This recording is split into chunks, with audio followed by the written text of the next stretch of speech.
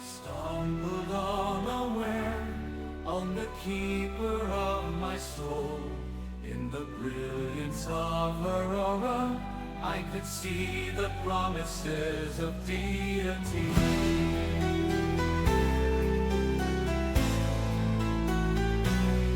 Like a soul, my soul, a flame, I saw her aura.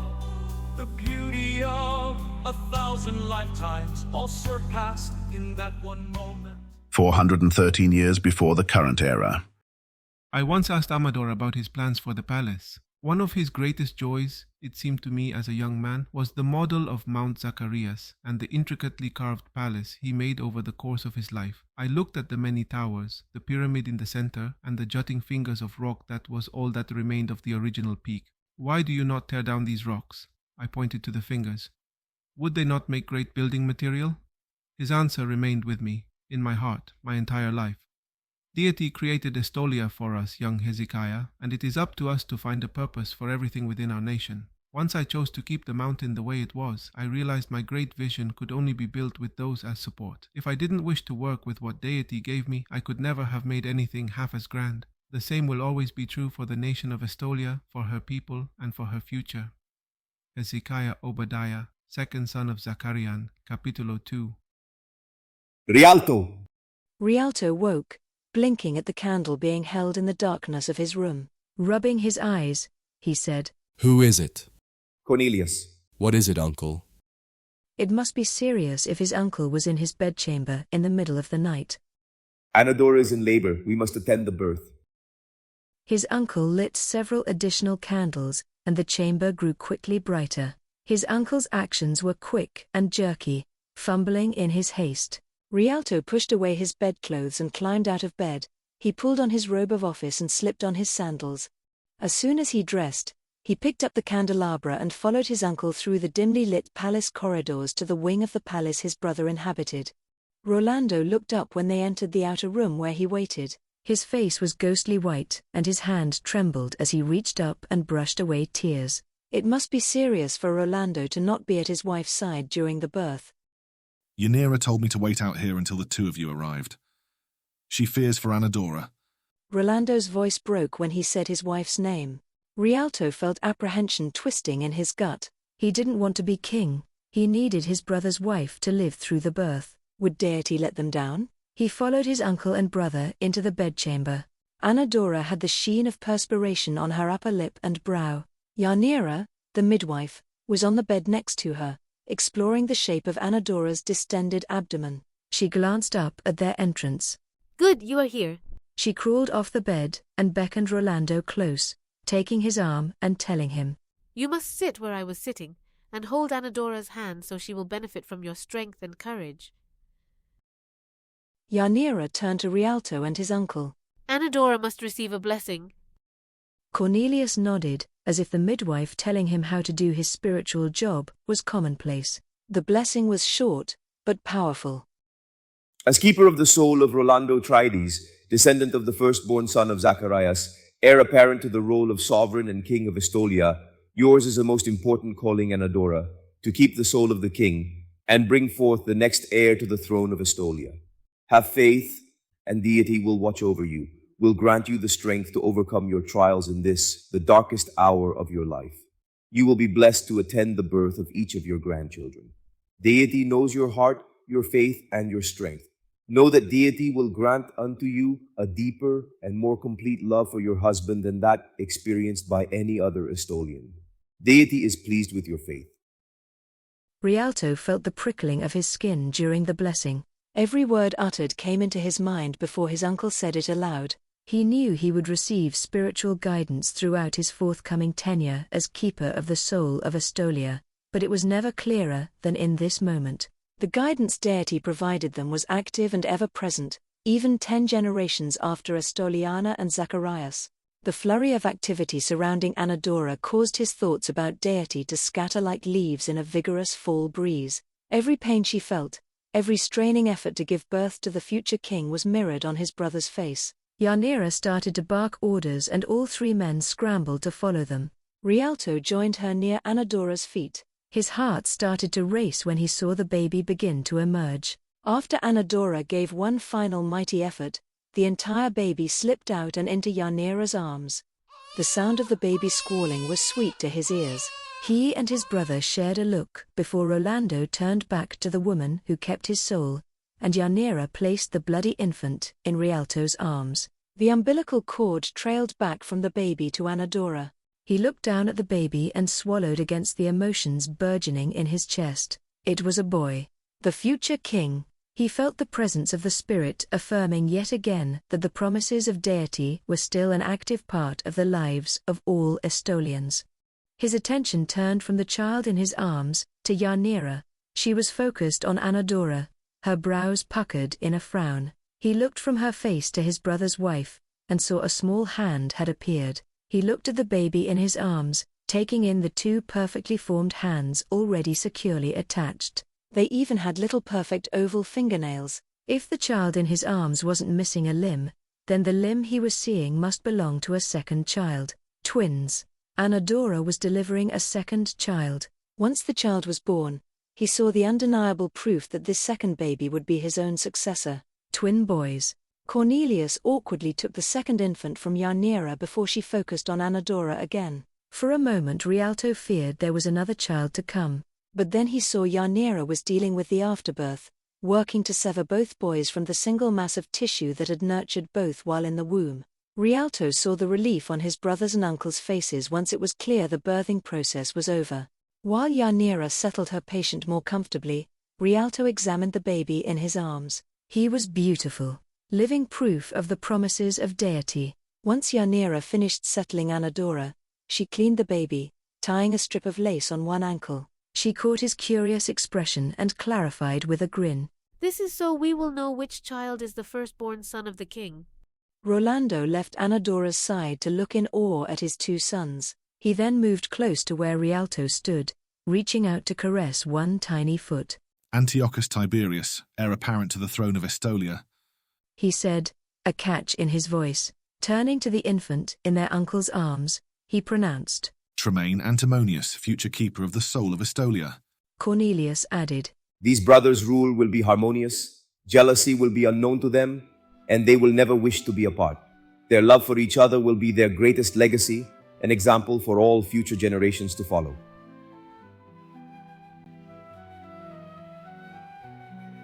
I stumbled unaware on the keeper of my soul. In the brilliance of her aura, I could see the promises of deity. I stumbled unaware on the keeper of my soul. In the brilliance of her aura, I could see the promises of deity.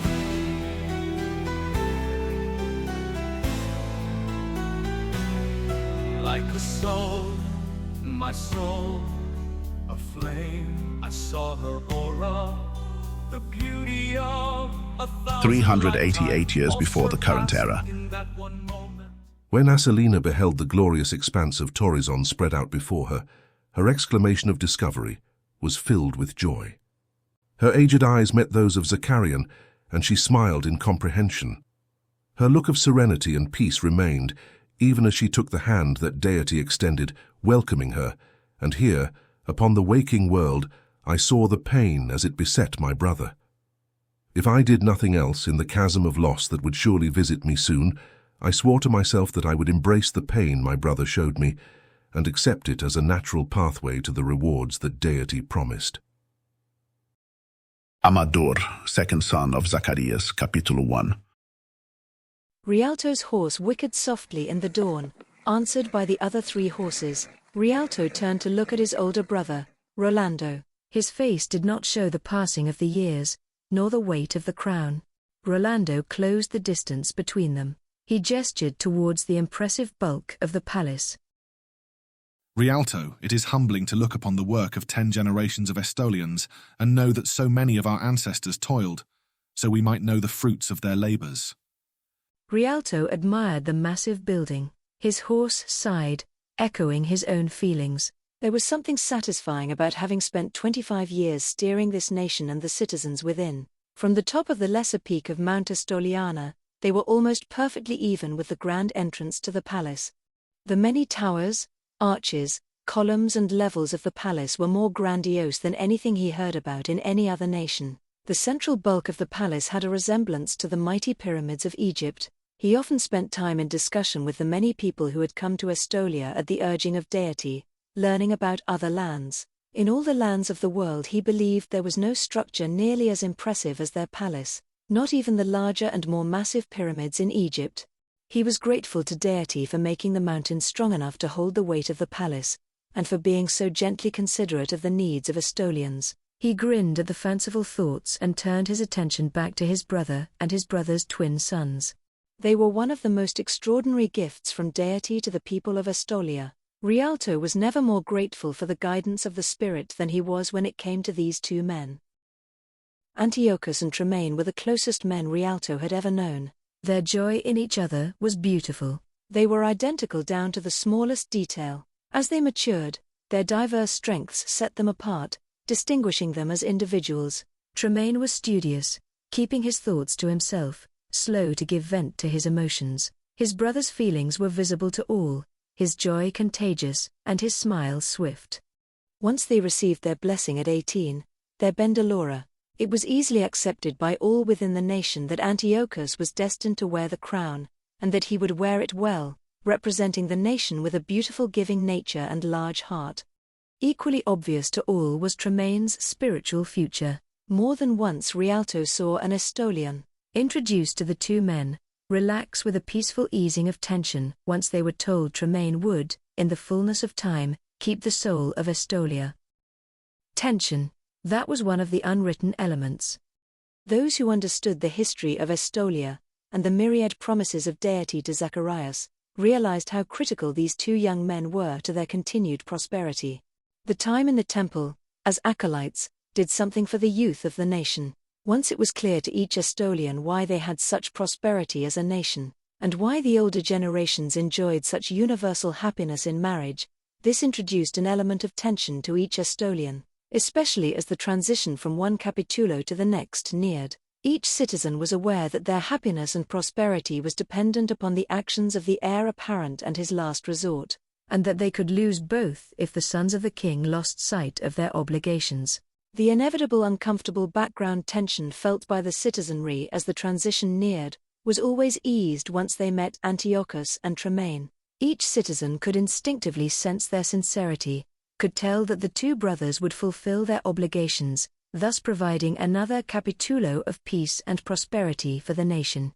Through their personalities and character, they brought happiness and peace to all who met them. His thoughts moved on to the upcoming instruction the two boys would receive. The other acolytes would be truly blessed to have both young men learning in the temple with them.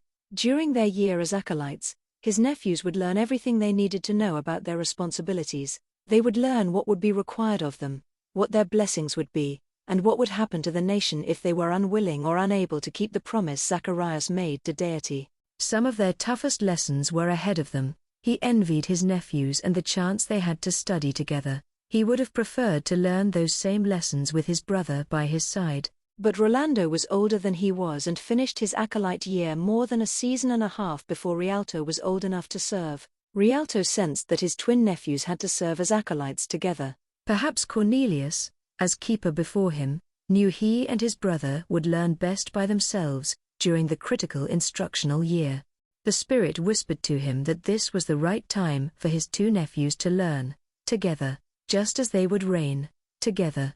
Rialto touched his heel to the flank of his steed, approaching the two brothers who were looking out over the rapidly brightening landscape. Both looked up at him with their good natures shining towards him.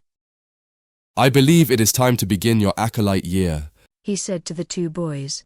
Tremaine smiled slowly, while his older brother gave a shout of joy. They both had been asking for the last 2.5 years to begin their training. Rialto wasn't sure why he waited until this point, but he felt as if this was an important delay for the two of them. They would need their training to be later than usual so they would be able to understand and grasp the nuances with greater clarity. When the sun was finally above the horizon, shining on the glorious facade of the palace. The four men started back down the trail. For Rialto, knowing these two young men would safely take Estolia into the future gave him immeasurable peace. And all that we must know, we study hard the capítulos, we serve our land in sacred roles.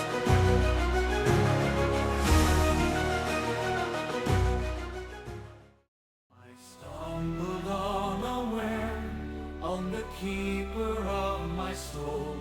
In the brilliance of her aura, I could see the promises of Deity.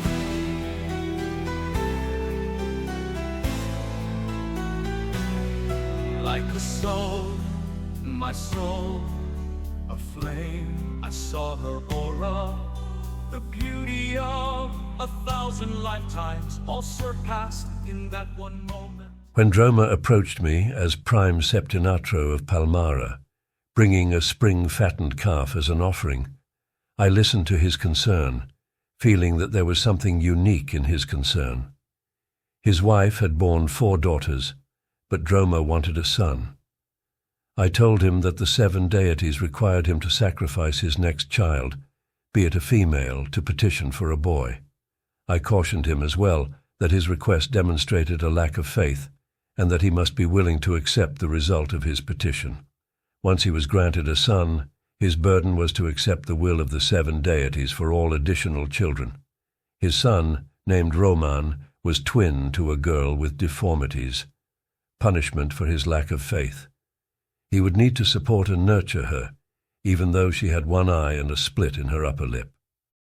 I did not tell him of my vision, brought to fruition in the twilight of my own life, when she rose above her handicap and became Queen of Pequeño. Scroll of Jivan, Septinatro of Palmara. Tremaine regarded the entrance to the temple with a critical eye, knowing this would be his future. 8 days after he gave his soul into the keeping of the woman who would find him worthy, he would become the keeper of the soul of Estolia, serving it in all ways possible. His uncle was right to make them wait until this point of their lives to serve their acolyte year. He would not have understood or accepted many of the lessons in the right spirit when he was younger. Now, however, he felt as though each lesson had the seal of approval from Deity, slotted and sorted to the right parts of his mind, so he would always be able to use each lesson as it was taught to him. 10 steps led to the 2 massive doors. He remembered the lesson he learned about the symbolism of the numbers found within the temple and palace. The 10 steps were symbolic of the 10 cycles of the moon between the moment the heir apparent gave his soul into the keeping of his future wife and the day, 7 days after his first son was born, when he would become the newest king of Estolia. The steps were shallow, uniform, and fanned out in a semicircle around the front entrance. 2 of the massive columns supporting the roof over the entrance rose from just outside the outermost step. The other 2 columns were on either side of the doors, with a cat statue chiseled out of the mountain rock itself on either side of the 2 heavy wooden doors. It was visually appealing from a distance, inspiring awe from close proximity. Leopold, the chief temple artisan, frequently discussed his favorite theory, the connections between the symbolism of numbers within the temple and its inherent beauty. To Leopold, the entrance to the temple was the most beautiful creation the ancients ever undertook. Everything was symmetrically balanced. The 2 immense wooden doors were studded in a geometric pattern. Next to them were the cat goddesses, benignly guarding the entrance to the temple. Tremaine's concentration always faltered when the cat goddesses were mentioned. What would the statues do if someone unworthy tried to enter the temple? He could imagine them becoming alive, bounding from their stations to trample the intruder into dust. Every time he looked upon the entrance to the temple, he felt a sense of destiny. This was his domain. He was grateful his brother was so anxious to be born. He was perfect as the future king, making it possible for Tremaine to lead Estolia spiritually. In the 10 months of their studies, he'd come to appreciate his uncle's role as keeper of the soul of Estolia. He looked forward to his tertiary studies following the acolyte year. That was when he would begin to internalize the critical information, learn all those things that mattered in keeping Estolia blessed and protected by the promises of Deity. As he approached, he admired the robes on the acolytes standing at the doors. The sleeves were almost as long as the hem of the garment, with an elongated opening for each hand. The color was a rich brown, with a tracery of green along the edges. His brother's robes had an extra tracery of purple edging each sleeve. His also had the purple and another additional edging of gold. In this, the spiritual realm, Tremaine would eventually reign, so his status was the highest of all the acolytes. We learn all that we must know. We study hard the capitulos. We serve our land in sacred robes. Keep the promise, Zacharias' promise. And peace, prosperity, longevity, and posterity will be gone. The promises of Deity. The dagger hides within the sash, each serpentine curve of the blade. Jewels adorn it, words march down the wavy blade. I was once asked whether I felt any jealousy, being the second son of Zacharias. At the deepest level of my soul, I've always been grateful for my position as the keeper of the soul of Estolia. I understand the promises made to my father, and know each of those promises will be granted to all my father's descendants, willing to keep the promise he made to Deity. My descendants will feel the fullness of those blessings, but have a greater freedom than those destined to be the fulcrum upon which the health, safety, and longevity of the nation is balanced, the sons of my brother, Zacharian. Amador, second son of Zacharias. Capitulo 1. Tremaine nodded to both acolytes, glad he was no longer in his first 3 months, opening doors, doing menial tasks, and reading and copying the capitulos to new scrolls. He now appreciated the succession of learning that was the system within the temple. He spent a lot of time pondering how he might refine, change, and make the system even better. Crossing the first foyer, he was joined by several other senior acolytes making their way to the ceremony room. Rialto was sitting on the steps of the dais, waiting for the last of the acolytes to join him. Tremaine settled on one of the stone tiers around the room. He looked around, trying to determine which acolyte was still missing. After a minute it occurred to him that it was his brother who was missing. In that moment, Antiochus slipped into the room and crossed to sit by his brother. His face was flushed, embarrassed to be the one holding up this important discussion. Rialto nodded, and an elder stepped out of the ceremony room at each entrance. They would keep any acolyte who was not yet ready to hear what would be learned within from entering. Rialto looked around the room carefully before raising a hand to the black sash he wore. Tremaine, what is the office of last resort? Tremaine was conscious of the reality of his one day holding that office. If Antiochus decides not to be king, then as the last resort, I am forced to take the crown. His voice clearly demonstrated his disgust at the thought. Have you spent no time thinking about the promise of Zacharias? Rialto's voice was scathing in response to Tremaine's answer. Tremaine frowned and sat forward, trying to analyze where his error was. Perhaps he was flippant? He thought he had the kernel of truth that went with the role. It is critical, he said slowly, demonstrating he was putting full thought into his answer, that the promise Zacharias made to Deity is kept. Critical the heir to the throne wait until his 30th year to hand his soul into the keeping of his future wife, and then that he should marry her 7 days afterwards. His eyes met those of his uncle. The last resort's role is to be his brother's guide, to steer him from breaking the promise made to Deity, to assure he meets and gives his soul to the right woman at the right time. Or? Rialto asked. Or Estolia will fall if the promise is broken. The heir to the throne must keep the promise always. The last resort has the sacred duty of assuring it is not broken. Rialto nodded, and Tremaine felt relief that he was able to put into words what he had learned. He would avoid flippant answers in the future. Antiochus, what would constitute the breaking of the promise Zacharias made to Deity? The acolytes and elders in the room were riveted to this teaching moment. It was a spiritual gift to be an acolyte or an elder while the heir apparent or his last resort were in their acolyte year. To have them both there, simultaneously, was a double blessing. Antiochus was solemn. If the heir apparent was in the habit of finding girls who were pure and taking their virtue prior to his 30th year, this would violate the spirit of Zacharias's promise. In what other way might the heir violate the promise? If he refused to give his soul into the keeping of the woman whose aura he clearly saw, he would be ignoring the dictates of deity. That would be unlikely. Rialto had the same expression the acolytes often discussed amongst themselves. The men of Estolia, once they found the keeper of their soul, were uniform in the way they discussed the allure of the woman who kept their soul and showed them her aura.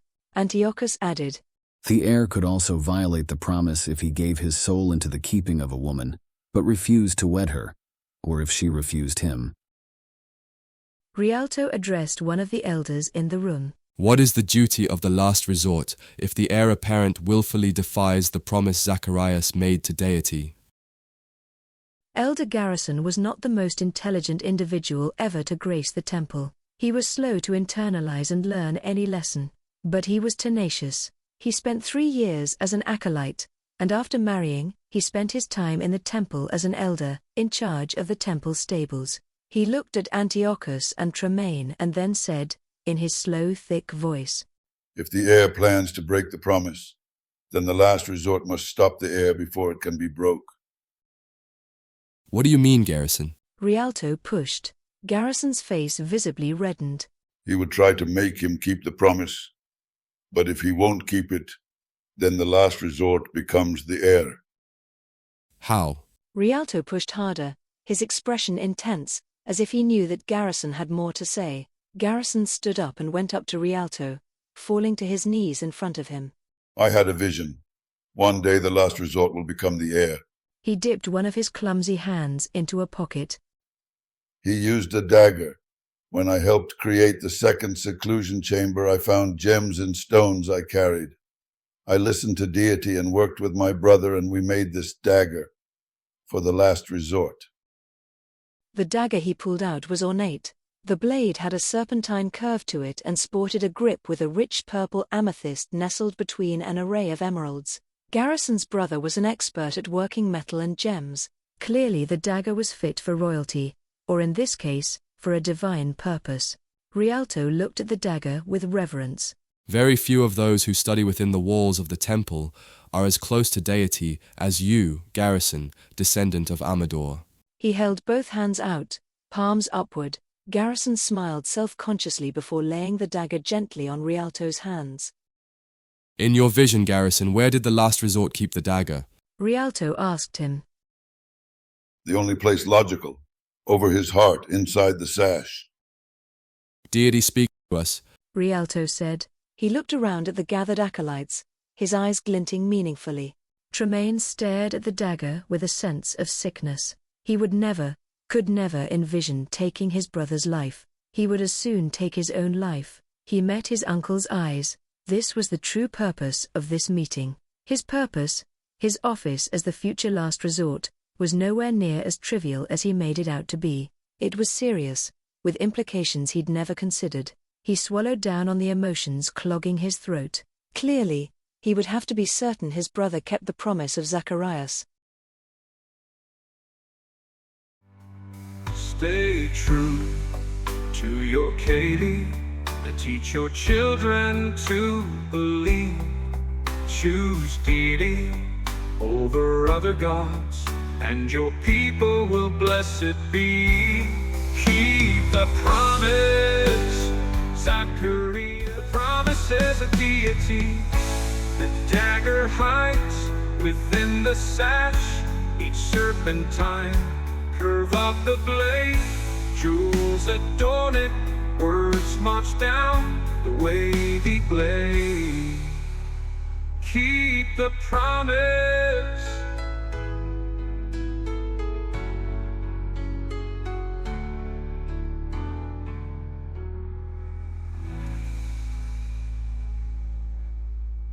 In Imperial Rome, the colour purple had a special significance in clothing. It was restricted by law to the social elite, and it indicated particular ranks. Only senators could wear tunics decorated with broad vertical bands of purple wool, while members of the equestrian class were allowed to wear narrow purple bands. The exclusivity of the colour, also known as Tyrian purple, was connected with the highly expensive production process of this imperial dye.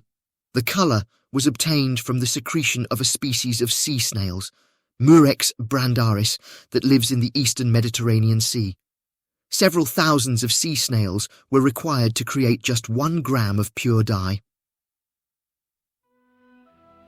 Daniel Solomon, deep purple, dyeing Egyptian textiles. Rialto weighed the dagger in his hand. He could feel the weight of deity in every measure. Some lands were rich in their gems, but not Estolia. That garrison should discover amethysts and emeralds while working to create the second seclusion chamber, felt as if deity was providing the embellishment necessary to give weight to the purpose and office of last resort.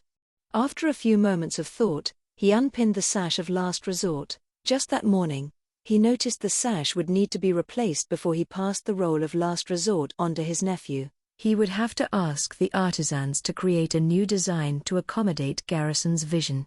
Idly, he smoothed the fabric under his hand, remembering his brother's haste to fulfill the promise of Zacharias. Rialto's job as last resort had been to remind his brother that he did have to wait until the eve of his birthday. There was never a doubt about his doing the right thing. Someday the last resort would have to uphold the promise of Zacharias, with this dagger if necessary. He wished he could be certain that it would never be necessary. But the dagger itself gave him a feeling of peace, as if there was yet another layer of protection being given to the sons and daughters of Zacharias. He picked up both the sash and the dagger and left his office, heading to the artisan's shop. Leopold, son of the previous last resort, was brewing something noxious. Rialto covered his nose, wishing he had not come just then. Leopold grinned at him and said sympathetically, "Breathe deeply, cousin. You get used to it." It was good advice, if hard to follow. He glanced down at his hands and remembered the purpose of his visit. Suddenly the noxious odor was less critical than communicating his need. Leo, you recall our conversation of earlier this day? Leopold nodded. Of course. He gestured to the simmering concoction. Why else would I be subjecting anyone to the peculiar scent of the black dye? I have a new dye I believe will work even better than the previous dye recorded in the temple archives. I have a design change, Rialto said, moving away from the frothing concoction and over to the work table. He sat on one of the stools and waited for Leopold to be seated. Garrison made this for the office of last resort, he said, holding the dagger with reverence. He added, a sheath must be devised in the sash of office, on the inner surface, to suspend the dagger over the heart. Can you do this? Leopold took the dagger. He handled it with reverence, seeing the extraordinary workmanship. He traced the setting of the gems, the wavy blade. An inscription in ancient Estolian writing ran down the blade and said, "Keep the promise."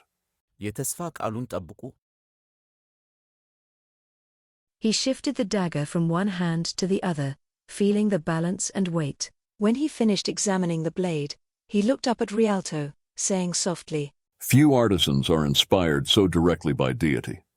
I am blessed to even touch such a sacred artifact." He closed his eyes for a moment before turning to look at the seething cauldron. Perhaps the recipe I am using is as inspired as the blade the sash will hide. He turned back to Rialto and said briskly, "I see the new design and will work on it now." Like a soul, my soul, a flame. The hoot of an owl pierced the night, followed by the sound of some rodent offering up its life to the hunter. Where were you earlier today? Tremaine asked his brother. Antiochus didn't answer right away. When he finally answered, he said, I stopped to talk to Bastet. That was the name Key gave one of the cat statues standing sentinel over the entrance to the temple. I lost track of time. Elder Gordon reminded me about the meeting. I'm sorry. I was embarrassed to realize I had kept Uncle Rialto and everyone else waiting.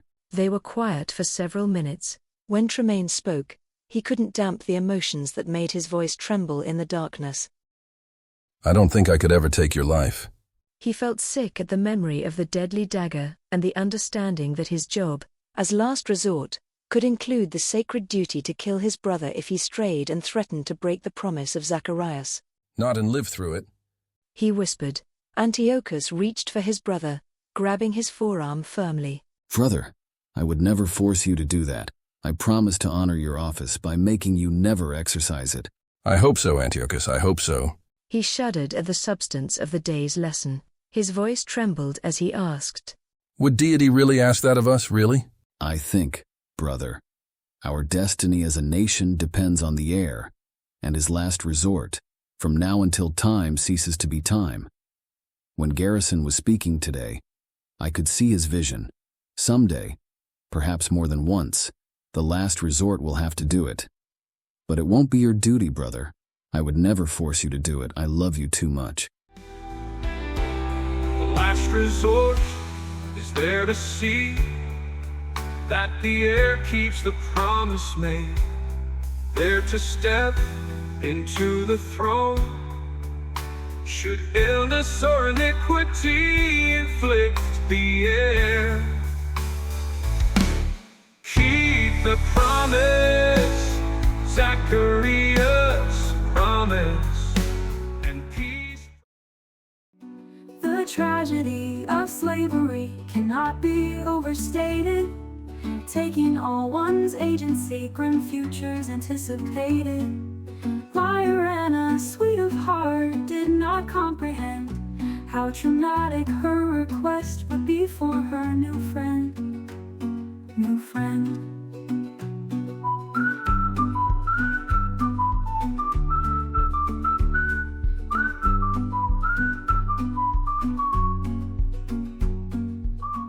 "383 years before the current era."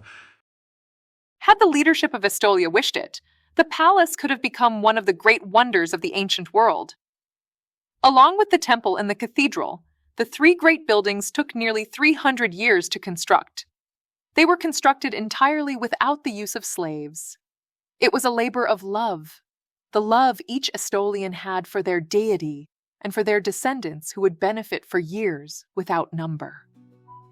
History of Estolia. Meredith Zakarian. Rialto sent for his twin nephews. A look at the record indicated they would be 30 in a few days. He had to discuss the near future with them. He decided to leave his office and go out to the front steps of the temple. He often went out and looked at the large cat statues, finding inspiration and sometimes solace in their rigid feline features. The two boys arrived on the back of one of the carts. They thanked the husband of the chief cook for his courtesy in bringing them to the temple. They climbed the 10 temple steps swiftly. Soon all three were staring at the large cat statues. Rialto was about to say something when they heard horses being ridden hard. Garrison was racing towards them, leading 2 saddled horses. He leaped off his horse. "A slave ship has foundered at Pirate's End," he announced, out of breath, holding the horses. Rialto went to mount but was stopped by Tremaine. Uncle, it is not your fight.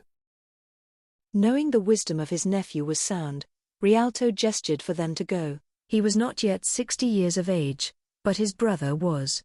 Garrison, Tremaine, and Antiochus mounted the 3 horses and raced in the direction of the small township of Pirate's End. He looked in the direction of the harbor. His nephews were riding to meet their destiny. With a decisive nod, he turned to the nearest acolyte and said, "Ring the bells, rouse the guard, to horse!" While they lived safely within the cloak of obscurity promised by Deity, no sovereign of Estolia ever relaxed their diligent care for the nation. Armed guards had repelled the few infiltrations by the curious. It was an accepted axiom that Deity would provide only for a nation that was wise in its use of Deity's blessings. Shania waded through the water, partially filling the cargo hold, trying hard to get to Lyrana's side. The shackles binding her ankles made navigating the dark hold nearly impossible, but she persevered. Tears of pain and fear were streaming down her face when she finally reached where Lyrana was tied to the side of the cargo hold. Shania's breath left her in a wail of despair, seeing the streamers of golden hair in the water. A moment later, hope leapt within her when she heard a gasping cough. Lyrana was alive. barely holding her face above the heaving surface of the water. Shania took a deep breath, and then breathed into Liarana's mouth for her, then held her hand over her mouth so she could assess the situation. She had a sturdy iron bar. She would break the shackles if necessary. Diving under the water, she felt along her lady's legs to the shackles holding her almost fully submerged, until she came to where they were fastened. Desperately she pushed the iron bar into the bracket and used all her strength to try to pry it free. Feeling as if it was hopeless, she was ready to surface when strong, masculine hands joined hers, lending her strength, and in moments the bracket came free, releasing Liarana's chains. Pushing off the bottom of the cargo hold, Shania surfaced and took a deep, gasping breath before looking around for her lady. She was coughing and sputtering above the surface of the water. There were many more individuals in the cargo hold than a few moments before, large burly men freeing those slaves and captives who were not yet drowned. She waded to her lady's side, wondering what new dangers they would face next. A beautiful voice distracted her, and she looked for the source. For a moment she thought she was seeing double. Two identical men, both with dark hair, were standing next to one another, beckoning to them. Shania and Liarana followed them out of the stinking cargo hold, blinking in daylight which had been denied them for nearly 2 weeks. Others, dressed like the men who freed them, were fighting the last of the slave traders. Most of them were dead or dying. She felt a sense of superiority, to be alive while those who imprisoned them were dead. The ship was in a sweeping natural harbor. Several ships blocked the only possible avenue of escape. Armed men on horseback and on foot were arriving. The women and children from the other cargo hold were standing, stunned, on the shore. The men led them over to a pair of white horses. A giant of a man was holding their bridles, and the bridle of a much larger black horse, obviously his own steed. He smiled at the two women. Shania looked back at the beach, the foundered ship, the dead, dying, and rescued. The same lyrical tongue was being used all around her. What language were they using? Perhaps Liarana, who had more learning, could speak this unknown language? Once enslaved by men depraved, understanding dawn, she had done this to her friend. Now they both faced untidy ends, shackled in the pirate's hold, amongst the other captive maidens waiting to be chattel sold, goods upon a ship overladen. The tragedy of slavery cannot be overstated, taking on one's agency, grim futures anticipated. Liarana, sweet of heart, did not comprehend how traumatic her request would be for her new friend.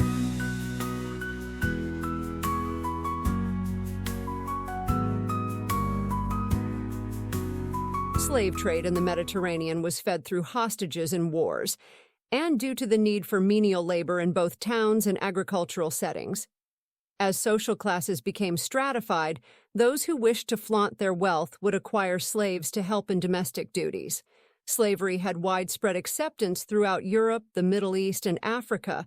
Slave traders would often travel towards conflicts and wars, taking on the captive soldiers, and then they would travel from locale to locale, taking on new slaves, selling those they already had traveling within their unsanitary holds. Aurelia Prolitza, Nuances of Mediterranean Slavery. Liarana was horrified to see bloody welts on Shania's ankles, caused by the shackles, and no doubt by her attempts to rescue her lady. She was terrified her best, dearest friend in all the world might be mortally injured. She looked away from Shania's bloody ankles, and into the amber-colored eyes of the man who had breathed life into her, just as the breath Shania gave her ran out. He was looking at her as if she was some beautiful lady, rather than smelly, half-drowned and unkempt. Her eyes dropped away from his, looking instead at the laces on his tunic. He had a swirl of dark chest hair, and the sheen of seawater made the fabric cling to his torso. She was uncomfortably aware of her own bedraggled appearance. It was only at this moment that it occurred to her that they were speaking a language that was very similar to the tongues of Cella and Palmara. Where is this? She asked, using a dialect as close to what she was hearing as possible, and waited to see if they would understand. A man with pure white hair and dark brown skin turned at her words and came towards her. His eyes were light blue and she thought him the most extraordinary-looking man she'd ever seen in her life. I am Liarana, priestess of Hathor. It wasn't exactly false. Shania's sister was a servant to one of the priestesses. And this is Shania, my loyal servant, and as precious to me as a sister. At least, that was true. Where are we and what will become of us? Have you not heard of Estolia? He asked. The way he spoke the name of the land communicated that it was akin to paradise. This land is blessed by Deity. Only the worthy may walk her shores. He gestured to the last of the slave traders who were meeting a most untidy end. I am Kedrick. Her attention returned to Shania. My friend and faithful servant is injured. Kedrick looked at Shania's ankles before assuring her. The women of the nearest village wait for word that the unworthy have been vanquished. They have unguents for healing and will serve the needs of the unfortunate among your company. Liarana tried to contain her fear. When she felt a warm hand on her shoulder, she looked at the man who had saved her, and then back at the white-haired man. Liarana, may I present Prince Antiochus, heir apparent to the crown of Estolia? He gestured to the man looking down at her. Antiochus, this is Liarana, priestess of Hathor, and her loyal servant Shania. He took her hand and looked at her with the most peculiar expression upon his face. She looked down, blushing, but that brought Shania's ankles back into her line of sight. Troubled, she looked up into his eyes. My servant, she said, gesturing to Shania. I worry that she is gravely injured. The two men had a brief dialogue in their language before Kedrick turned and reassured her that help really was only a few minutes away.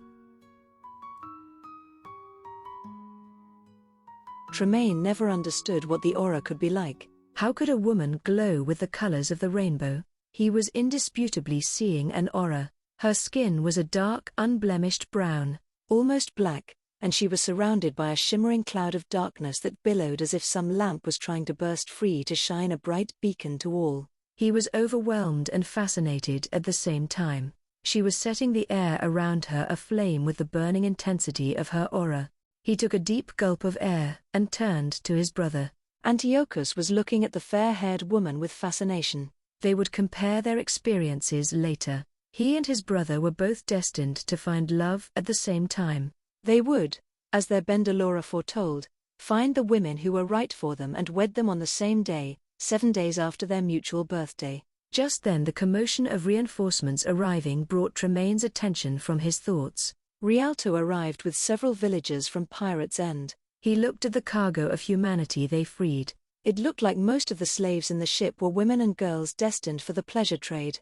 Rialto paused and clasped his hands together, hard enough so that his knuckles turned white. His lips moved slightly. Tremaine suddenly understood. His uncle was thanking Deity. He was profoundly moved. Tremaine looked again at the freed slaves, trying to understand what the keeper of the soul of Estolia saw instantly. One woman had gathered several young children around her. She was speaking quietly to Feldram. He was almost a full year older than Tremaine. Feldram's expression resembled Antiochus. With another glance from his uncle to his brother, understanding burst, like the dawning of the sun, into his mind. When he looked at the men and women in and around Graveyard Bay, he saw enough so that he was also flooded with a deep and abiding gratitude. He, too, closed his eyes and clasped his hands together so he could thank Deity for always keeping the promises made to Zacharias, and for seeing to the needs of all Estolians.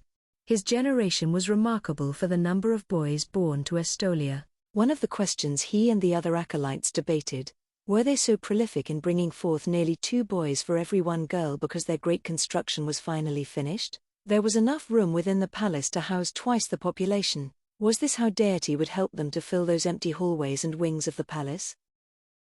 The alternative viewpoint in the debate had always been the fear that some of the rising generation would be forced to live their lives celibate. Rialto, and old Cornelius before him both insisted that Deity would never leave even one of the sons of Zacharias without a mate. Their faith would be tested, but the faithful would be rewarded with a woman perfect for them, bringing to each man the comfort of a soul-rich relationship. Deity guided these women to Estolia. To judge by the stunned expressions on the faces of the women, they were as enthralled by the men as the men were with them. Feldram's expression caught his attention again. Events like this one brought pleasure, not only to those whose lives were irrevocably changed for the better, but also to Deity. Pleasure in eliminating those who bought and sold people like cattle or sheep, in fulfilling the deepest desire of so many of the children of Zacharias, and in the abiding faith that so many of the men on the shore had, day after day, even in the absence of a sweet daughter of Estolia to keep their souls.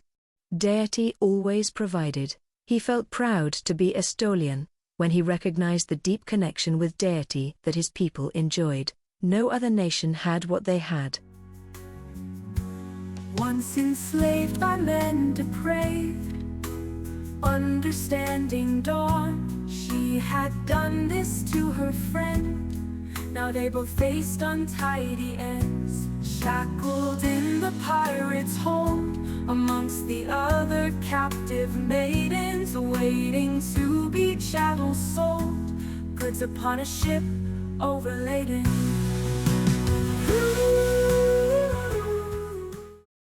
Deserts and lifeless silence. Risk God of hunting and war, divine kingship, beast our. God of craftsmen, builders, makers, workers, among the hidden one, ram-headed son of the sun, priestess of Hathor, all kneel before queen of the setting sun. In ancient Egypt, there were as many duties and rituals as there were priests, but the high-ranking clergy participated daily in two, which were considered of utmost importance: lighting the fire and drawing the bolt. In the fire ritual, the priest would gather before dawn in a sacred room close to the god's shrine and reenact the first appearance of the sun by lighting a fire in a brazier. The boat of the sun god was thought to pass through the underworld at night, where it was threatened by the serpent Apophis. Rituals were often observed to help the sun god navigate his nightly trip safely, and defeat Apophis, and lighting the morning fire was among these. Joshua J. Mark, World History Encyclopedia. Tremaine inhaled the tang of the salt air, feeling better in that moment than he had ever felt in his life. He turned his attention once more to his brother. Antiochus was enthralled with the blonde beauty.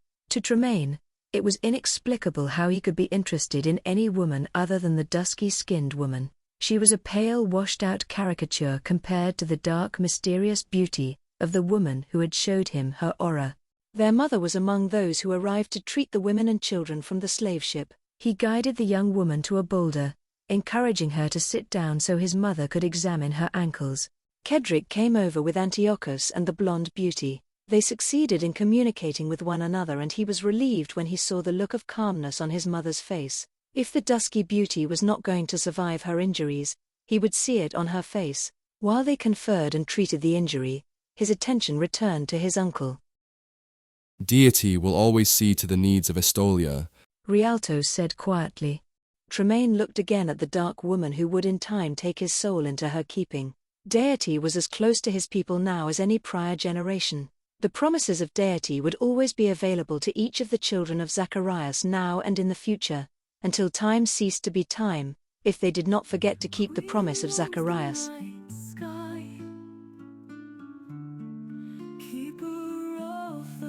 Liarana settled next to Shania, taking her hand. You are well?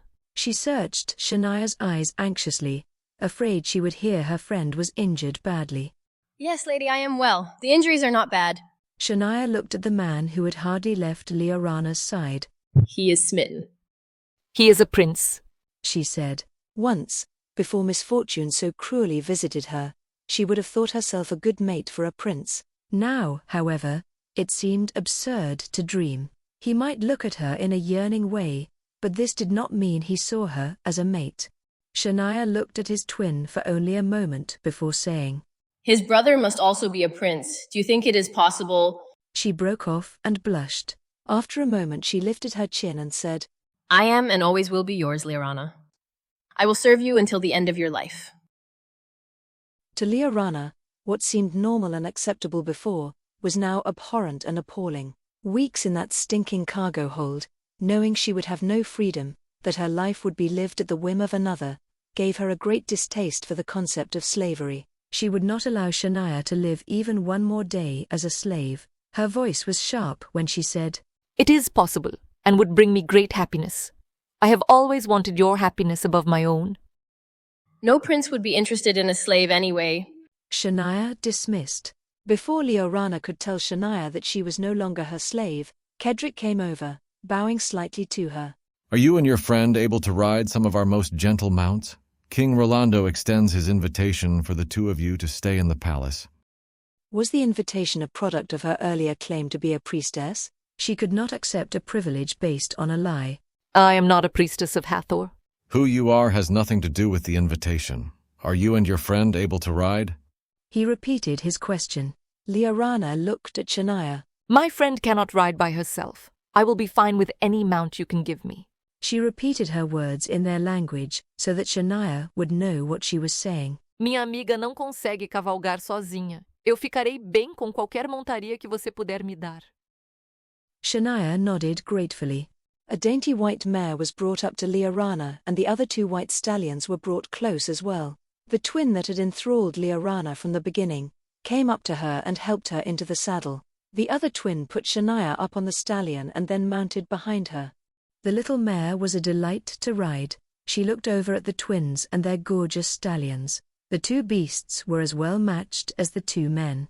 The giant was a silent companion, riding his much larger black gelding. At first, she was focused more on the horseflesh and the two beautiful men, but after a time she noticed the land through which they were passing. It was rich and fertile. The people were all healthy and well-fed. They did not appear impoverished or unhappy. The contrast between these people and the residents of Izquierdo, the slave traders' home base, was stark. Where were they? Why didn't she know about this place? Priestess of Hathor, all hero before, queen of the setting sun, keeper of wisdom, the mark of Anubis, jackal of hubris. Eye of Ra symbolizes land obituary. Stumbled unaware on the keeper of my soul. In the brilliance of her aura, I could see the promises of deity.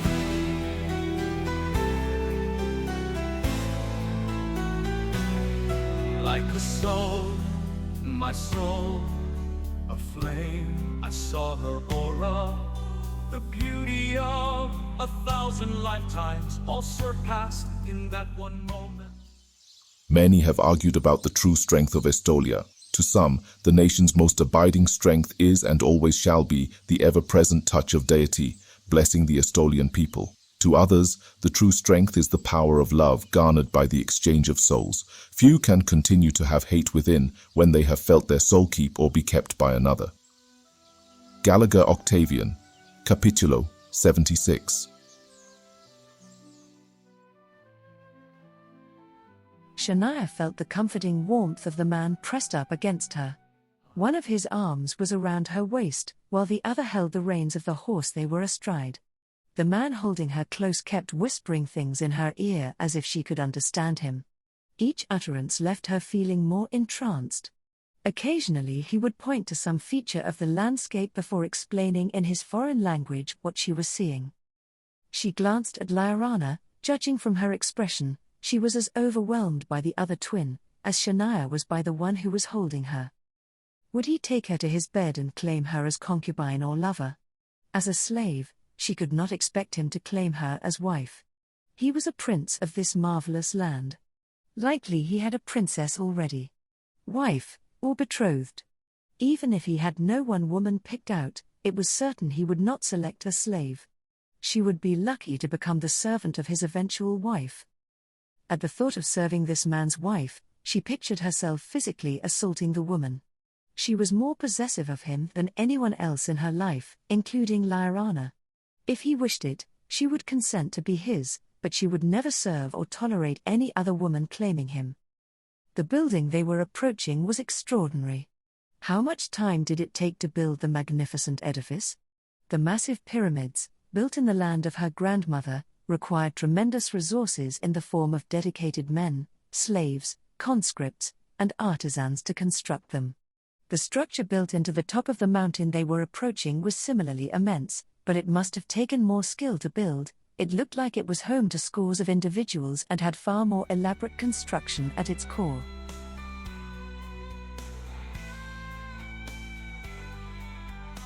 Antiochus was thrilled to see his brother's attachment to the beautiful woman on the horse with him. She looked like she would be an enchanting and exotic addition to the Zacharian bloodlines. Her hair was thick and straight ebony. She looked like she had southern and eastern Mediterranean influences in her ancestry. He already looked forward to meeting the nephews and nieces she would produce for him. His attention swiveled from his brother to the blonde angel who was riding like she was born on a horse.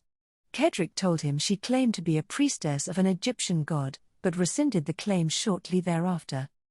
He wondered what their story was, to be so ignominiously transported in the cargo hold of a slave trader's ship. He thanked Deity for guiding them into the Estolian harbor, and fortuitously onto the treacherous western shore of the harbor, where at least 3 other ships had foundered during his lifetime. When those with ill intent came to Estolia to wreak havoc, they invariably chose the Western Channel. Deity was always watching out for the sons of Zacharias. He would have to speak to his uncle to make certain they were at their 30th birthday prior to taking the blonde beauty to his bed. There was no way he would jeopardize the chance to spend his life with her by taking her to his bed in advance of his birthday, no way he would delay the consummation by a single heartbeat. He shifted uncomfortably in the saddle as he felt his flesh grow, his loins growing taut. Trying to distract himself, he focused on the day his brother learned what the role of last resort entailed. The impact on his brother had been profound. Prior to that momentous lesson, Tremaine didn't understand the ramifications of last resort. They both grew up on that day. They understood their future roles were serious and that failure to fulfill their obligations would destroy Estolia. His gaze shifted once more to the blonde woman. Her image shimmied like sunlight dappled across the ripples of a pond in late afternoon. The ever-shifting undulations of her aura whispered to his soul that he would fulfill every last obligation required of the firstborn son of the king of Estolia. His brother's role of last resort would be a ceremonial position during the forthcoming capitulo. Not every ancestor had an exquisite beauty as the keeper of his soul. But Deity was providing him a woman who was more beautiful than any other woman to walk Estolia's shores. I stumbled unaware on the keeper of my soul. In the brilliance of aurora, I could see the promises of deity.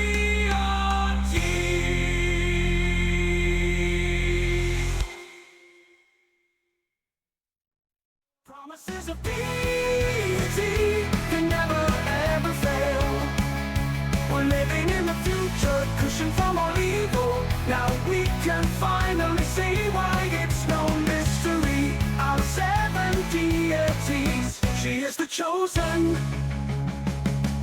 Because her promises live on eternally. And all those promises she'll keep faithfully. When first established, the calendar of Estolia had 4 90-day periods, like Anatolia, and a 5-day interregnum at the time of the harvest. After harvest, the first period was called resting, the time after the harvest. Waiting was the winter, when gravid livestock rounded out, and the world itself would be waiting for the glorious promise of the period of regrowth, called emergence. Finally, just before harvest, the final period was fulfillment. Each period was linked to the natural cycles of an agrarian society. History of Estolia, Meredith Zakarian. Shania was already in bed when Liarana slipped next to her. What is it, Shania? You have been acting my servant. I should be serving you. Impulsively, Liarana hugged her. Do you not understand the change in your fortunes, Shania? One of the two identical men plans to take me to his bed.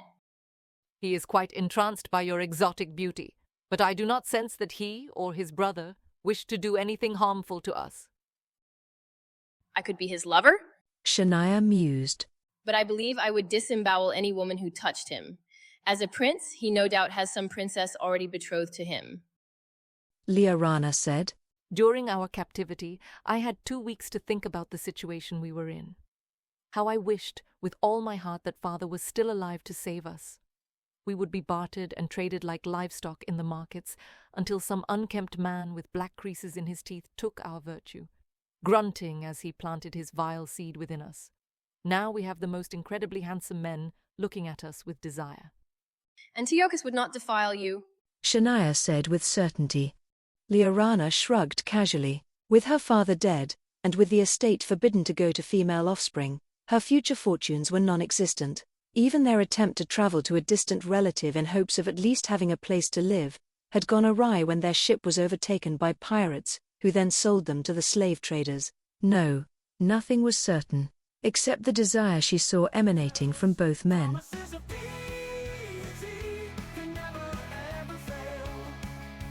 Rialto looked from his brother to his twin nephews with pride. Together they were the 4 most powerful men in the nation. There was always something extraordinary about the power that filled the surroundings when the Strayaran gathered together in one location. This night was no exception, but there was also the sense that something critical would be decided. On the 47th day of emergence, the 2 of you were born just a few heartbeats apart. Rialto said to the 2 men. I was honored to be at your birth. He looked at Antiochus. The midwife placed you in my arms the moment you were born. I was most enthralled to realize, moments later, that I not only witnessed the birth of our next sovereign, but was also witnessing the birth of my own successor.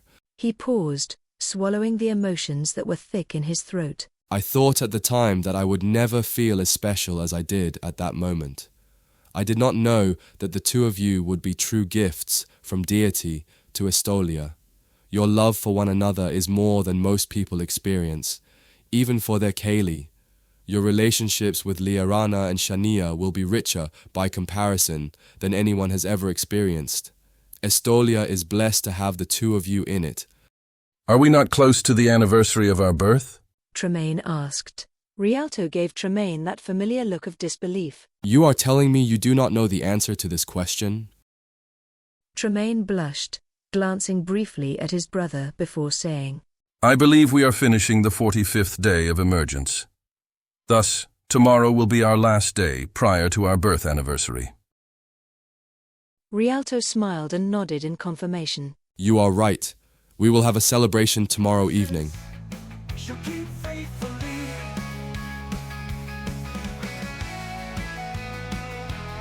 Liarana and Shania discovered there were enough individuals in the palace who spoke Palmaran and Catalese to be understood. Liarana had a gift for language that Shania did not. She did most of the interpreting since the royal family could, with varying degrees of aptitude, speak Palmaran. In the early afternoon of that first day, Shania was introduced properly to Anadora, the woman who treated her ankles. It struck her forcefully that she had been casually speaking with her when she was the queen. She could feel the uncomfortable heat of a blush on her face, and the sick sensation that always visited her when she made some grave mistake. What is it? Asked Tremaine, the twin who continued to enthrall her and incite her imagination. Your mother is the queen. I have not treated her with the proper respect. In some nations, a slave having the temerity to address a queen might be put to death. Liarana translated his words. Tremaine says that here in Estolia, being royalty is more of a service and sacrifice than a privilege. You honor her most by not treating her like she is special. Shania looked away, feeling uncomfortable still. His hand under her chin brought her eyes back to his. Tell me what disturbs you. He commanded. I am only a slave, she said. His hand left her chin, and he got to his feet. She expected him to leave. When he urged her to her feet, she wondered if he would ask her to leave instead. What she did not expect was for him to pull her up tight to his body, one hand on her waist, one on her face. Suddenly the communication difficulties between them disappeared. It felt like they were exchanging information at the level of the soul. In Estolia there are no slaves. You are no longer a slave. She looked up at him. She wanted to believe what he was saying to her. His lips covering hers eliminated thought entirely. When he stepped away from her, she sank back to the seat she'd abandoned such a short time ago. We will be having a celebration this evening, Anadora said in Palmaran. Will you and Liarana honor us with your presence? Shania bowed in agreement. We would be delighted to attend.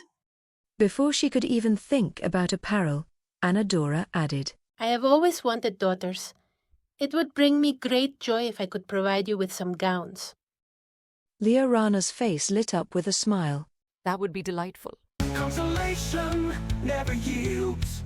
Perturbation, fertile fields. Intuition is what she sells. Divination, future foretells. Promises of deity, they never ever fail. We're living in the future, cushioned from all evil. Now we can finally see why it's no mystery. Our 7 deities, she is the chosen. I stumbled unaware on the keeper of my soul. In the brilliance of her aura, I could see the promises of deity. Like a soul, my soul, a flame. I saw her aura, the beauty of 1,000 lifetimes, all surpassed in that one moment. Before Sebastian, Zacharias, and Estoliana came to the island, there were 2 distinct equine phenotypes: large draft horses with gentle, inquisitive natures, mostly living in the forest on the large island, and miniature horses were thriving on Corlia.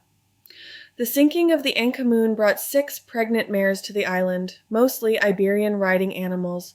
Sebastian brought with him several hot-blooded Anatolian animals, high-strung and light-boned. Sebastian also brought his Palmaran stallion Migo. As these animals interbred, the Andestolian came into being, a warm-blooded horse with an exceptional gait, flexibility, and a way of bonding with humans that made them a joy to work with. Melanie Zakarian and Scrito. The next day Liorana and Shania bathed together. After, Anadora checked Shania's bandaged ankles and pronounced herself satisfied with the way they were healing. Liorana was reminded of earlier days, when her father was alive and she was surrounded by both love and wealth. Watching Anadora fussing over Shania gave Liorana the same feeling of security she had as a child. She remembered earlier years when she and Shania would share a bath, giggling and laughing and enjoying the warm water. They were such a contrast, with Shania's wiry petite body and small breasts, dark brown skin and pure black hair, compared with Liorana's taller body, generous curves, blonde hair and pale complexion. From the time her father bought the young Shania for her daughter, they were inseparable. For Liorana it was wonderful to see Anadora fussing over Shania. They both were enjoying themselves.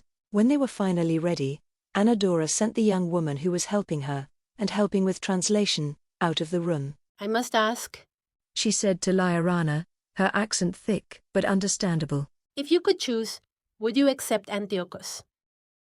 As? Liorana asked.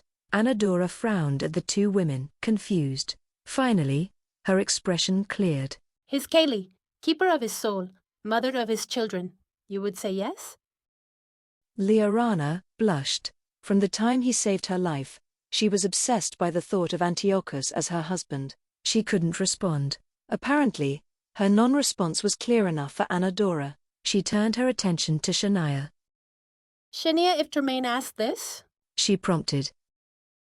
Liorana determines my destiny, Shania said, looking at Liorana with her eyes pleading.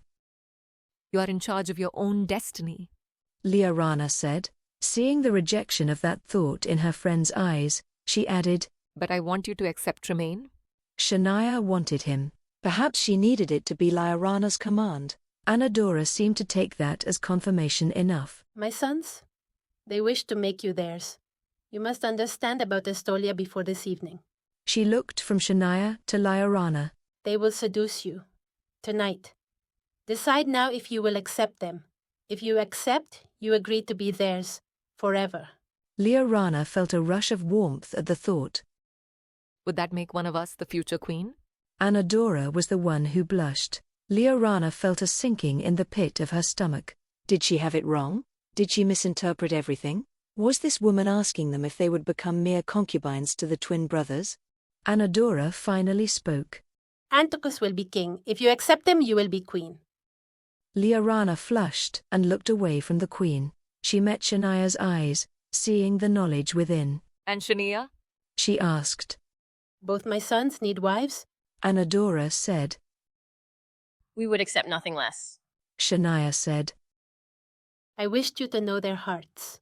Anadora smiled softly before adding with a chuckle. The men of Estolia believe that, if they choose a woman to be their Kaylee, Deity will make it work out right.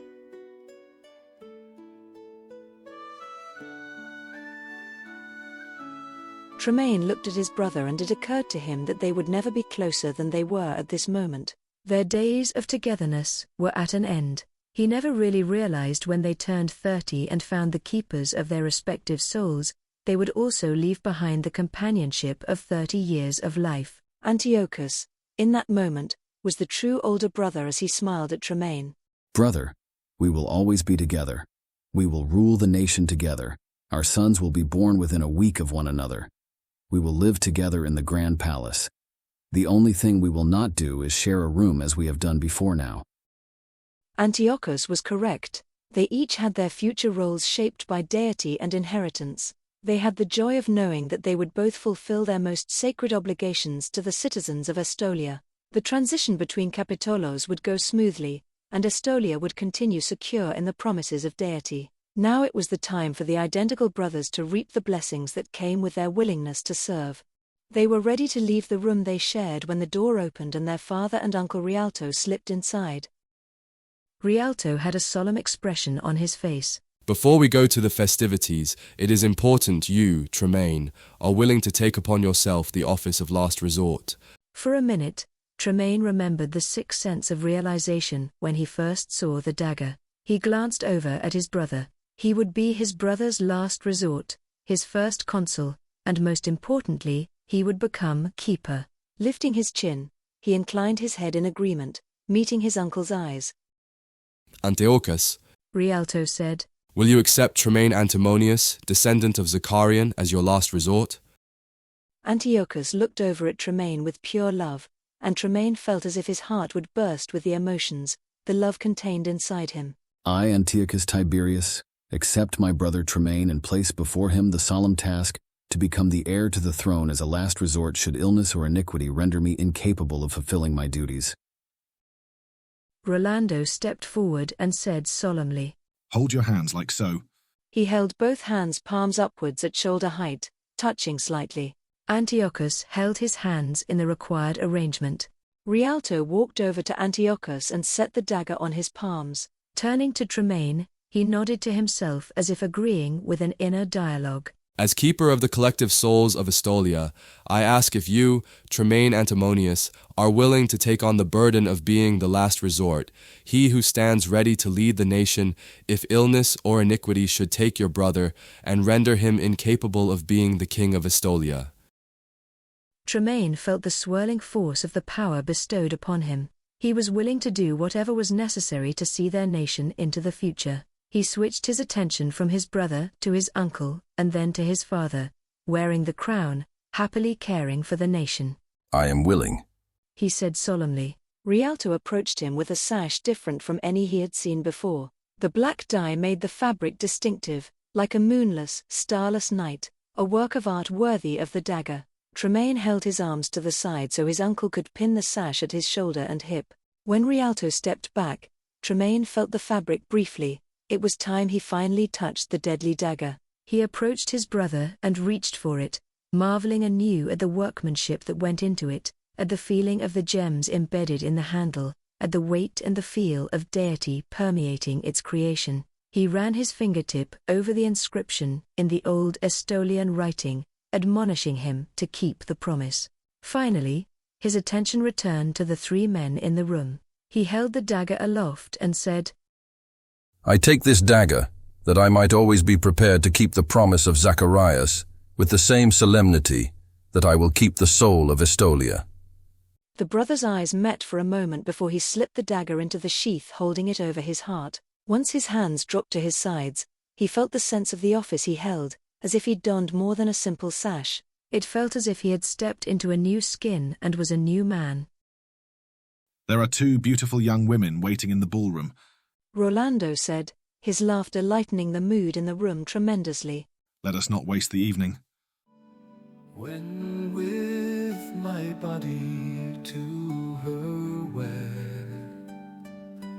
the exquisite pleasure of that virgin marriage bed, could none compare the stark cessation. He asked me to be his, the whisper of Deity promised me he would always be true to this. The promises of Deity, she forever keep. Our time alive is paradise, but tourism is better after our last final sleep.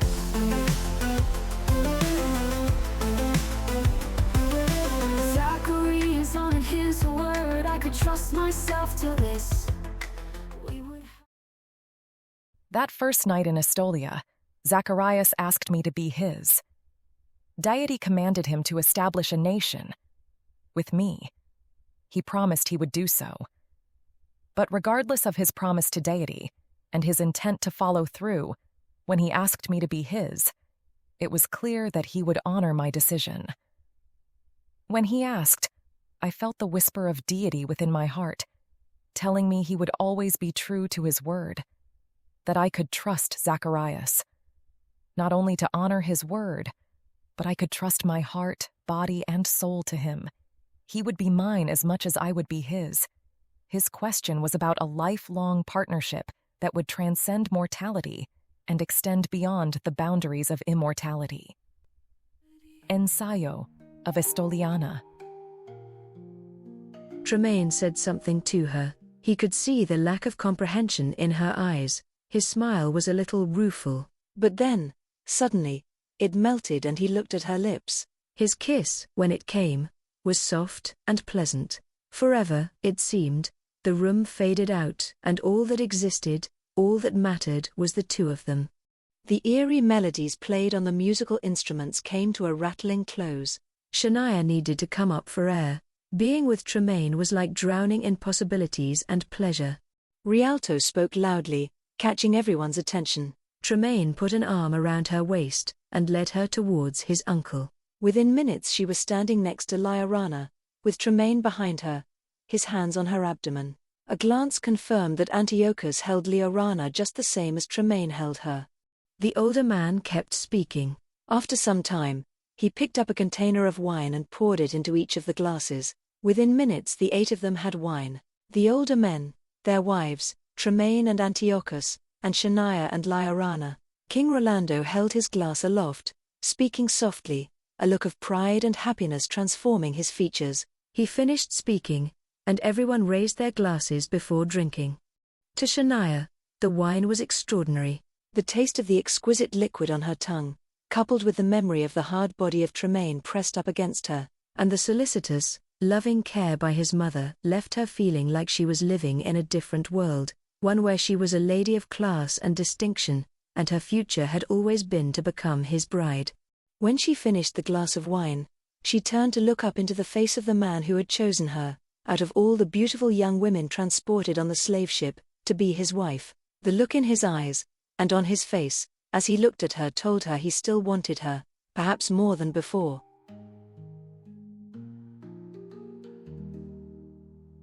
Tremaine said something to her. He could see the lack of comprehension in her eyes. His smile was a little rueful. But then, suddenly, it melted and he looked at her lips. His kiss, when it came, was soft and pleasant. Forever, it seemed, the room faded out, and all that existed, all that mattered, was the two of them.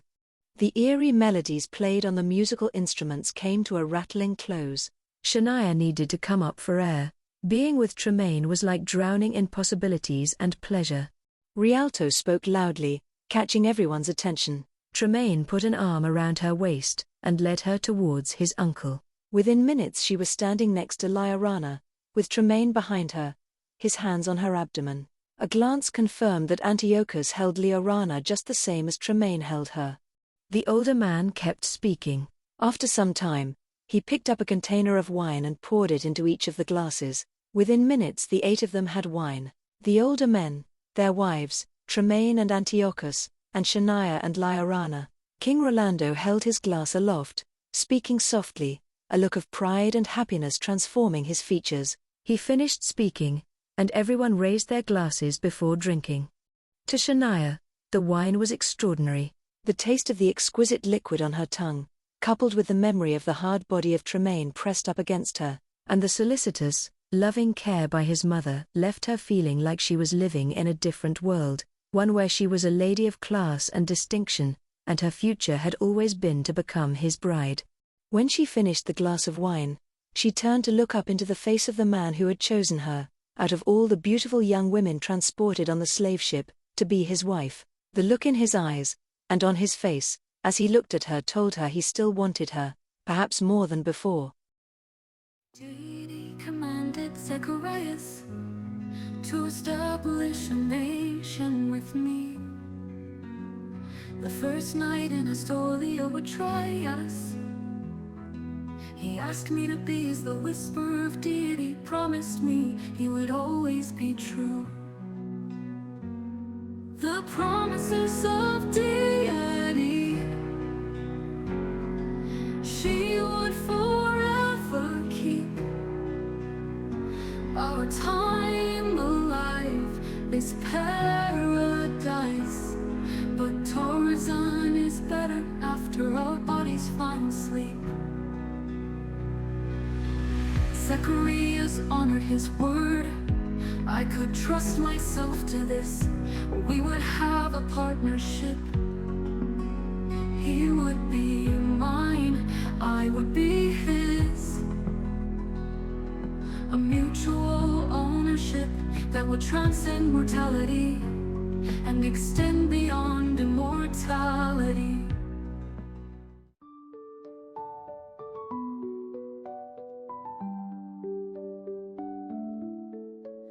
Golden sand sings softly, whispers in the Nile breeze.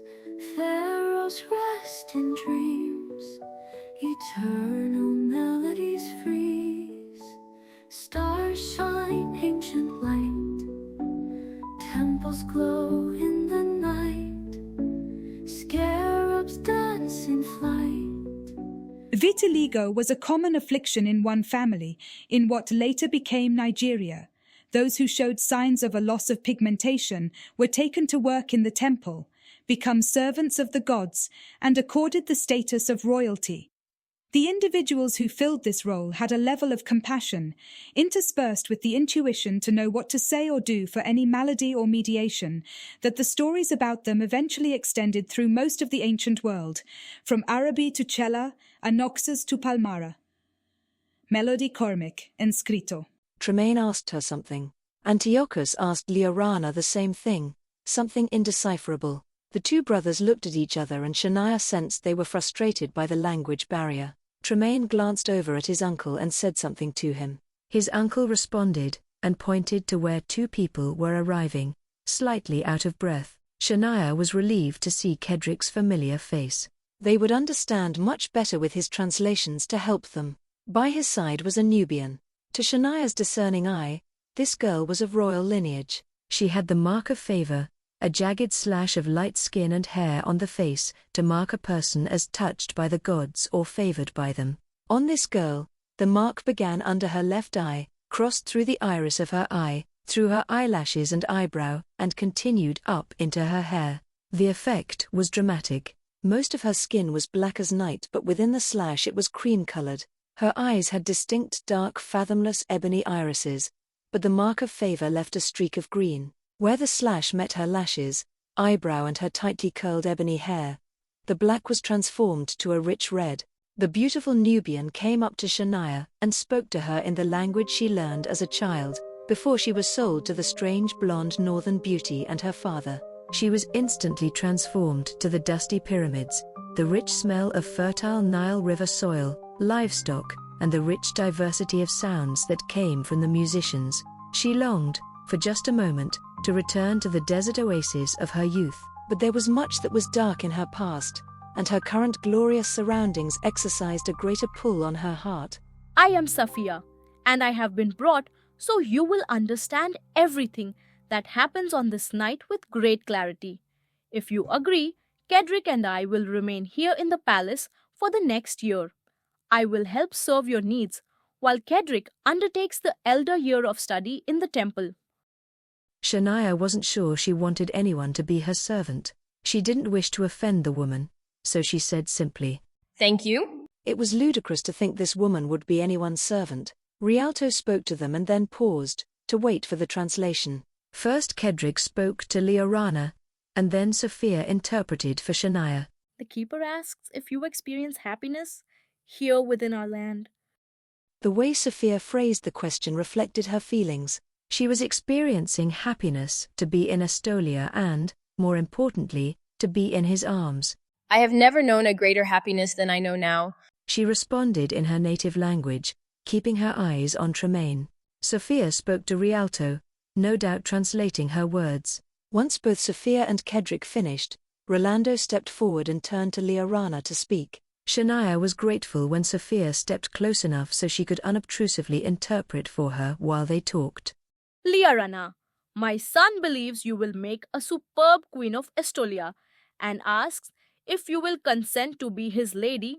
Sophia whispered the king's words into Shania's ear. Liorana looked up at Antiochus. The answer did not need any translation. He leaned forward and kissed her, and then he looked from Liorana to Tremaine. Rialto spoke next, translated rapidly by Sophia. And you, Shania, my nephew, is convinced you are a woman of great character, great intellect, and that there is no other woman better equipped to keep his soul safe. He asks if you are willing to stay with him throughout his life as his exclusively, willing to bear his children and hold him close for all the days of your life. Do you consent to this? Shania looked up into Tremaine's beautiful expressive eyes. Like with Liorana, she didn't need to speak for him to know her answer. There are 2 chambers prepared in the depths of the temple.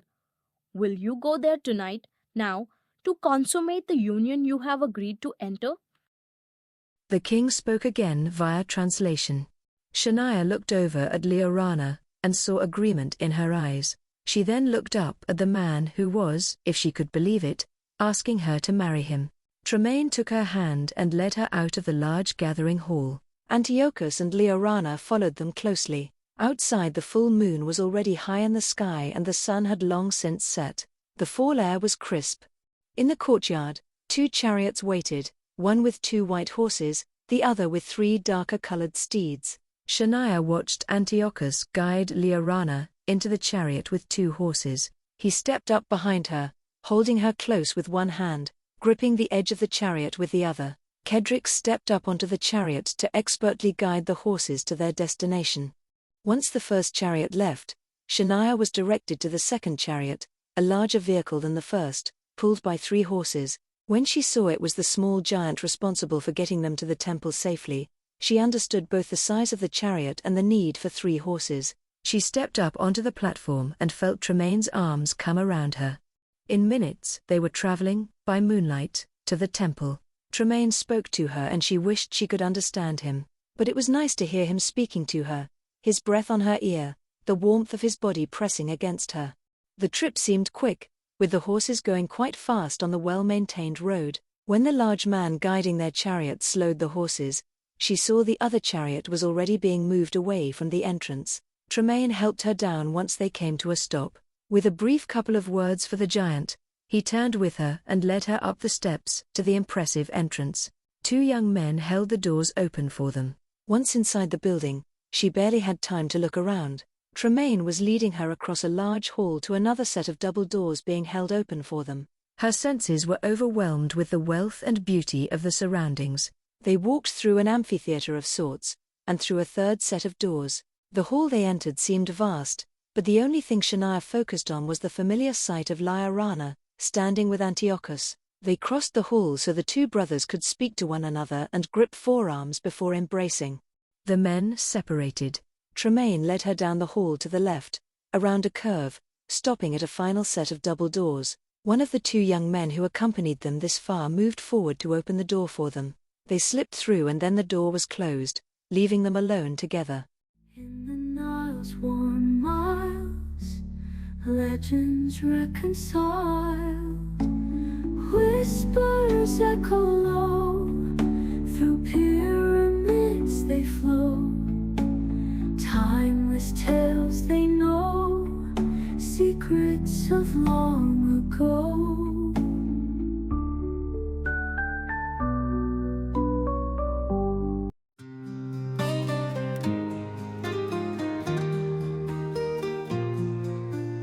Estolian seclusion, cementing 2 souls together. Amador's crucial invention, storms of life we can weather. The seclusion chamber, 2 souls will become one. We will all remember dawn of the 7th sun. When the seclusion chamber was first designed, the idea was to give the heir apparent time to seal his relationship with the keeper of his soul. The birth of twins to the heir apparent made the need for a second chamber both obvious and critical. Once we began the excavation, widening the natural declivity into the second chamber, we discovered a thin wall of stone at the end of the corridor. It led to 4 small narrow spaces impractical for instruction. They were made into additional rooms to accommodate the needs of any Estolian wishing to have their seclusion within the temple. It didn't require much further work, and I was most joyous when the slave ship came aground at Pirate's End, and so many of the sons of Zacharias found their soulmates and made use of them. That spurred me to add these final words to my capitulo. We will never know if Deity planned for us to use those chambers in this way, or if we merely found the best use for those narrow and otherwise impractical spaces, and ended up pleasing Deity with our initiative. Cornelius Tassus. Postscript to Capitulo 9. Shania looked around her. Where were they?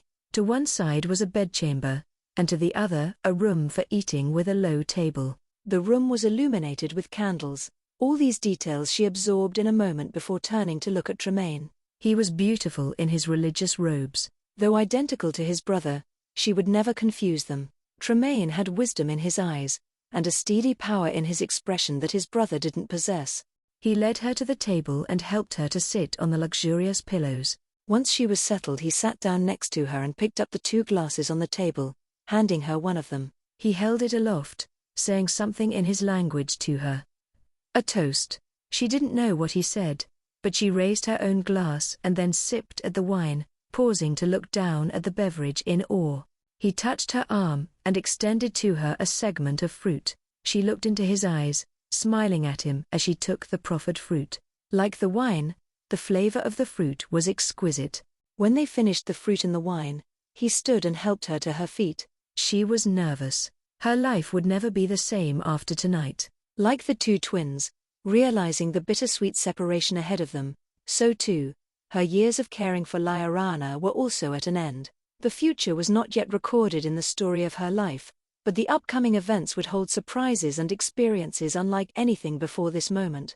She followed Tremaine into the bedchamber. He turned to her, his hands going around her waist. She looked up at him, seeing the change in his expression. His eyes darkened while he looked at her, and then he was kissing her, the warmth of his lips over hers, causing her heartbeat to trip over itself in response. When he pulled back a few inches, he spoke, his words making no sense to her. When he saw her lack of comprehension, he reached up to caress her face, his actions telling her what his words probably conveyed. The warmth of his expression sifted through her entire body, settling within her hips. He set his hands on her shoulders and slowly turned her away from him. He pushed her hair to one side so he could kiss the nape of her neck, and then fumbled with the dress, pulling at the laces, pushing at the sleeves. The minute he figured the fasteners out, her dress drooped before his hands came around her waist and he cupped her small breasts. He whispered something before kissing the skin behind her ear. He gripped the fabric of her dress and guided it down off her body. In moments she was wearing only a simple undershift. He dropped one more kiss onto the nape of her neck before stepping away from her. She swiveled to look at him. He kissed her again briefly prior to lifting his hands to start removing his clothing. He began with the black sash, carefully unpinning it before setting it on the table next to the bed. He untied the golden cord around his waist, setting it next to the sash before shrugging out of the religious robes. Under the robes, he wore a simple shift like her own. He folded his robes and placed them on top of the sash and golden cord. When he was done, he crossed back to her, pulling her into his arms to kiss her. She returned his kisses, the bottled emotions of the last few days finding an outlet in the passion flaring between them. She could taste the wine and the fruit on his tongue. He could taste the same. The warm, musky smell of his skin filled her senses. He pulled her undershift up and over her head, exposing her breasts to his view in the dim illumination of the candles. Both of his hands explored the small round globes of her breasts. He stepped back, and for a moment she felt the shiver of rejection until she realized why he moved away. He pulled away so he could remove the last of his clothing. Her eyes met his as she followed his example and removed her own garments, kicking them to the side of the room. She went to the bed and pushed back the bedclothes, turning to look at him. He smiled softly before climbing onto the bed, pulling her against his naked body. The explosion of passion between them flared out of control. In moments they were embracing, legs entangled, bodies melding in a burst of sensation and sharing. She had to curtail the desire to dig her nails into his flesh, as she cried out in pleasure, awed at the feeling of mutual possession. His deep throaty exclamation joined hers, and the pulsing rush of warm pleasure within her told her she was his. Reluctantly, slowly, he pulled away from her, taking his weight off her body. She half climbed onto him, smiling down at him, sighing heavily with the memory of his possession dancing through her mind, making her want to cry out in remembered pleasure. He spoke softly then, his hands caressing her hair, her back, her shoulders. She could understand him. My whole life, he said, I have known it was my duty to find a woman and gift her my soul on my 30th birthday. I have known this was a necessary step in my life, and the blessings I would reap as a result would be immeasurable. I knew it was an essential part of my spiritual development, and critical also for Estolia. I could not run this nation if I did not have a woman to keep my soul, to guide me through her sweet presence.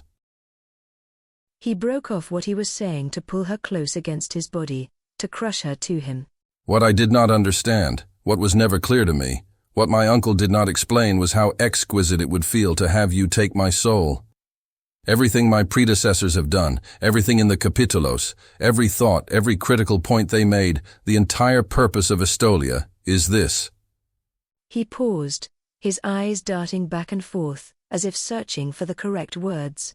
This completion, this soul-satisfying connection between two living souls. He brushed the hair back from her face, cupping both sides and looking at her as if this was his first vision of her. We do not fulfill our obligations to satisfy some agreement made more than 300 years ago. We do it because it is worth it. He laughed and said, Our children will follow and keep the promise of Zacharias, and their reward will be this, the fulfillment of the promises of Deity. The seclusion chamber, two souls will become one. We will oft remember dawn of the seventh sun. Shania, my life is yours. My purpose in life revolves around the relationship we have and will develop over the years. He took a deep shuddery breath when he finished speaking. I understand you. She marveled, her hand tracing over his face, her internal muscles clenching at the memory of his intimate invasion. You hold my soul, Shania, so you can understand me. You will need to learn our language to understand anyone else, but you will learn it quickly. We will be together for our entire life. As you are mine, I am yours. Deity has wrought perfection on earth, ties she never sought in Estolia's birth. In the morning, the slanting sun outside woke her. She propped her head on her hand and looked at the man asleep next to her. He had the bristles of unshaved whiskers. His face was well formed, with the perfection of some of the statues of gods she'd seen in her time. She remembered the feel of his body and couldn't help the low moan of pleasure at the memory. His eyes opened and he smiled. It was not long before her memory was augmented by the feel of his body within her own yet again. The skin of her face was stinging with the friction of his whiskers by the time her body was ringing with the pleasure he brought to her. She wallowed in the sense of his penetration, the pleasure, the sure knowledge that she would, in the fullness of time, feel the burgeoning of their child within her body. Finally, after they both came down from the pinnacle of pleasure that reverberated through both of their bodies, he pulled her to her feet and embraced her. Smiling at her, he said, My blessings are much greater than my brother's. He handed her a simple dress to don, while pulling his religious garments on. She followed him out into an enchanting garden. A couple of young trees were climbing towards the sun, the thin crevasse between two peaks of the mountain providing this perfect, secluded garden. The sound of a masculine voice caught her attention and she turned, surprised to see Liarana and Antiochus. But suddenly it made sense. They were both in the same region of this temple. Their chambers were next to one another. As twins, they would want to share this special time. She welcomed her former mistress, who looked as overcome by Antiochus as Shania was overcome by Tremaine. She went over to Liarana and embraced her, while the two brothers also embraced. You are well? Who could predict, a few weeks ago, when our fortunes took such a turn for the worse, that we would be blessed in such a way? Shania smiled at her mistress, remembering the horror she felt when she saw Liarana's golden tresses floating in the impersonal swirling waters of the breached cargo hold. She thought she'd lost her mistress and all hope. But she was saved, and they had these two extraordinary men, for the rest of their lives. As I understand it, Liarana, you will become the queen of this land, Shania stated. and your Tremaine will become the actual leader of this land. Liarana said archly. We are truly blessed. The seclusion chamber, two souls will become one. We will all remember dawn of the seventh sun, eternal fire's ember, eclipsing the land's sun. Estolians we are, keep Zachariah's word, as steady as the stars, the promises incur.